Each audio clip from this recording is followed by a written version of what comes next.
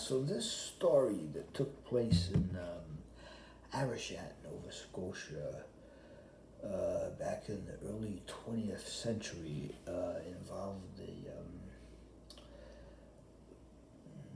someone. I'll have to stop. I don't know. For now, I can record, but.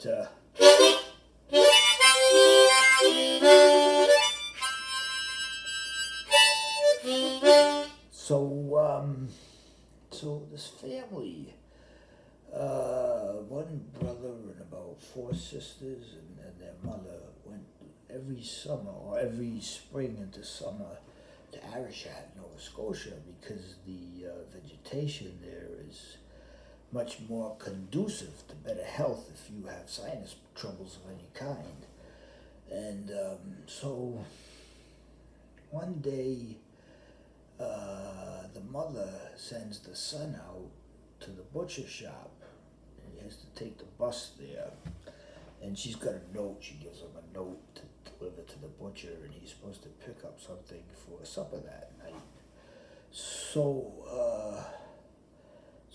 he takes the note, goes on the bus, goes to the butcher shop, and hands the butcher the note. Reading the directions for some type of food. He doesn't know what kind of food, but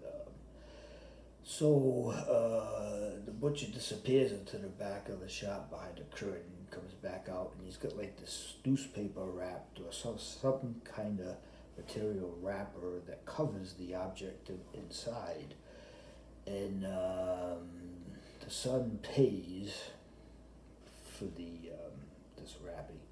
I knew these people.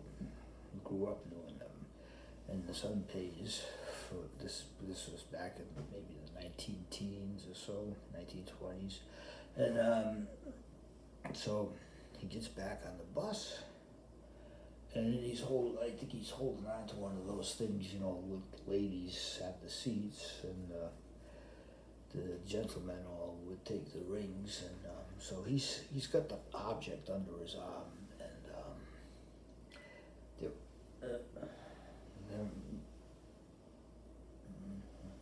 So they're on the bus, and all of a sudden the bus lurches forward to avoid, I guess, an animal crossing the street or a pothole or something, or maybe it jumps into a pothole and it lurches forward, and out of the bag rolls a pig's head down the aisle. And everybody's excited, everybody's upset. What the heck is going on here with pig's head? And it stops right next to the bus driver's foot. And the bus driver looks back at this young man who's standing there with this empty bag in his arm. He doesn't know what's going on yet. And the bus driver stops the bus, goes back. And this story was told to me only once.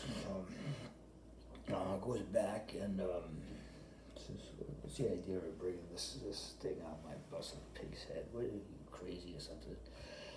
And he takes him, and supposedly he took him to the front of the bus and he said, "Get out," and threw the pig's head at him on the street, and said, "Don't take this bus again." And that supposedly is a true story.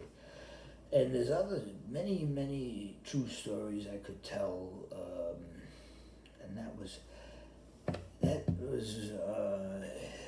man's, I tell you, they're relatives of mine from way back, and his sister-in-law actually played piano at the Majestic Theater back in the 1920s in the silent movies.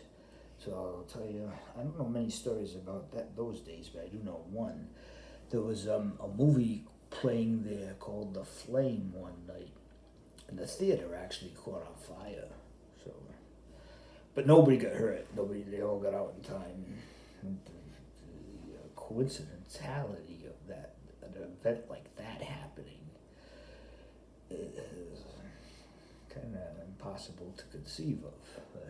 Well, God bless and stay healthy. Remember, protect yourselves, and we'll get through this. God bless. bless.